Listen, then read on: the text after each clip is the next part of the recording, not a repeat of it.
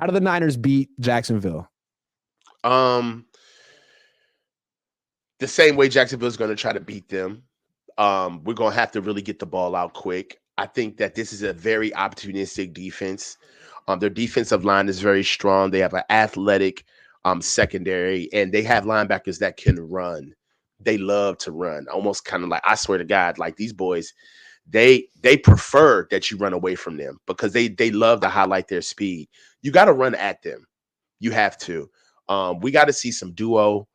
That's my favorite run scheme. But I'd love to see some duo, a little bit of gap scheme. Let's get Joe Feliciano moving, get Trent and Joe Feliciano double teaming some guys. Let's really start kind of consolidating our efforts, not leaving these boys out here to dry. I understand that outside zone is a staple of what we do. I just don't think it's something that we can get off against them. They're very opportunistic It's against the not run. something that they've done well in years.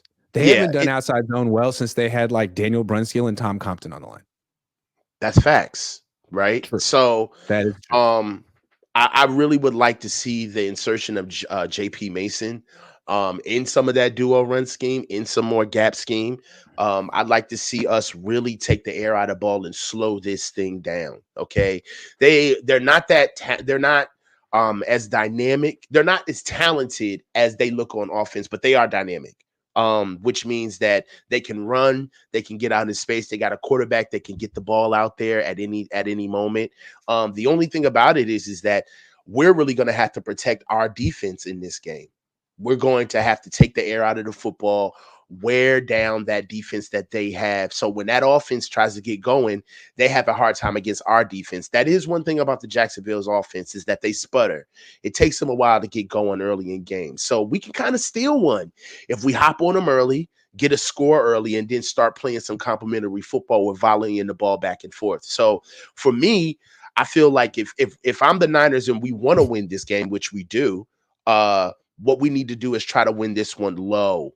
If the Niners win this one, I think the Niners would probably make this maybe a 20 to 16 game, 20 to 17. This needs to be a game where we get the ball out quick with Brock. I don't want to see Brock standing tall in the pocket on 7-step drops. I would love to see them start moving the pocket with him with some play action. Yeah, I feel that. I'm going to give some suggestions or some things that have nothing to do with scheme, just simple stuff. Okay, to me, the I can Niners, tell that you were really belabored with my point. Like, no, I like it, but I feel like I want to compliment it because I can't touch you on that. But I want to say something simple. The Niners win one way. They're front runners. They get the lead early. So to me, like what they've been doing for years is when they win the toss, they defer because they trust their defense. They're a defensive-oriented team. Man, enough of that. That's not who you are this year. Your defense has been fully healthy, and you can't stop people.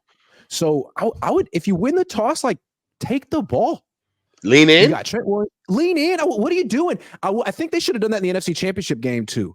They won the toss. They deferred. You gave the ball to the Eagles, who like start faster than any other team. Don't just let the Jaguars march down the field on your shaky defense right now and give up a 7-0 lead and play from behind. Like that's not how you win. I don't understand why the Niners don't do that. You have so much confidence in your defense that you traded for Chase Young and you're moving your defensive coordinator around. Like, be honest about how you really feel about your defense. Take the ball. Yeah. Take the ball. Yeah. That's what but they're not going to. The other thing is like just matchups. Like, don't have Isaiah Oliver on Christian Kirk ever. I don't think Isaiah Oliver should be. Hey, hold on. You could put him on Evan Ingram. You could put him on a tight end. I thought he did pretty well against Darren Waller week 3.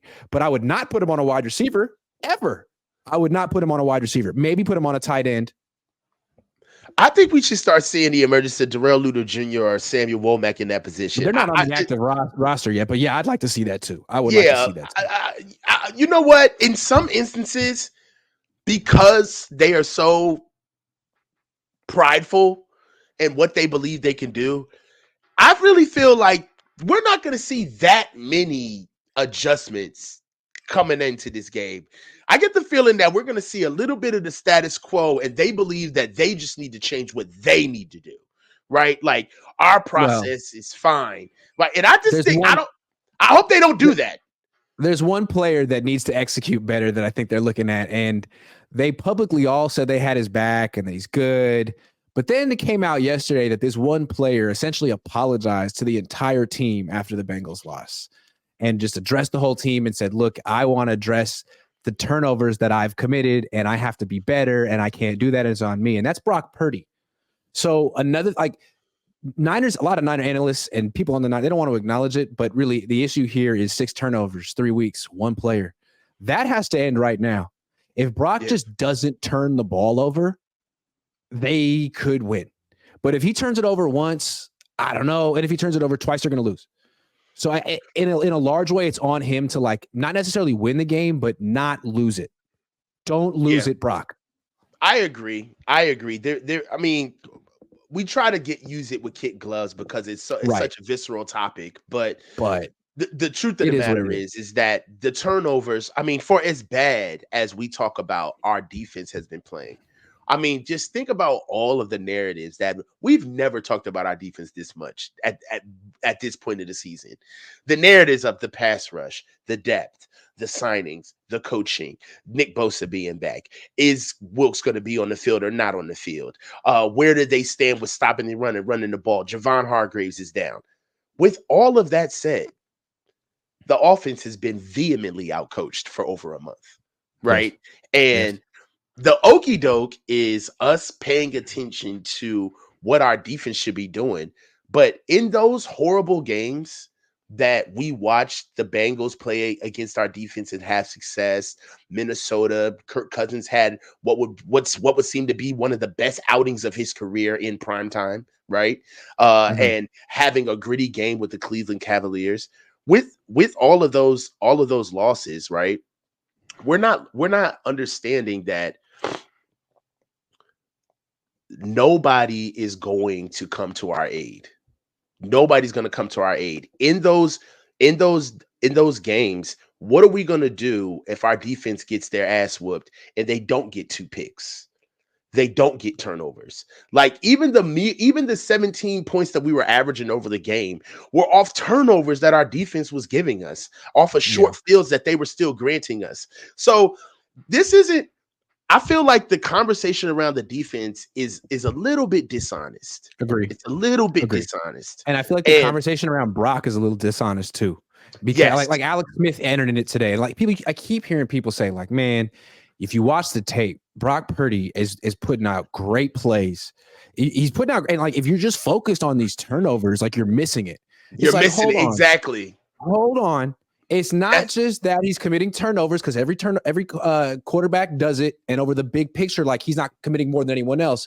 It's just that when he does commit turnovers, it happens to be in the fourth quarter of close. In the most important part of the game. That's the whole thing. So right. Until he can prove that he can be in a situation like that and not completely spit the bit and not commit multiple turnovers in that situation, like you've had multiple opportunities to not fail, and you failed as hard as you can, like as hard as anyone could. That's the whole thing, man. It's the fourth quarter problem. I don't care what you look like in the first 3 quarters if that's what you do in the fourth. That's the truth. It's the Sex Panther analogy with Brock. 60% of the time, he works all of the time. It's like, no, it doesn't work that way. You don't get to laud him for doing half the job, but then give him credit for being in a position to clean up his own failures. That's the same exact thing that happened with Jimmy, giving the arsonist credit for putting out his own fire. And that's why Brock had to address the whole team. Like that's why Brock had to go and stand in front of the whole team, because it's the not elephant just was in the room. Yeah, because you could say like, hey, man, he didn't throw any picks for 5 games. Like this is just sort of reverting to the mean or things averaging out. And it's like, nah, man, this is a whole new thing. This is Brock in the fourth quarter. Numbers going back to last year, numbers suggest he is by far at his worst in the fourth quarter. So, hey, man, that's fine, dude. Get a lead early. Play well for 3 quarters and have it not freaking hand off in the fourth quarter. That's how you win, Brock. That's how you win.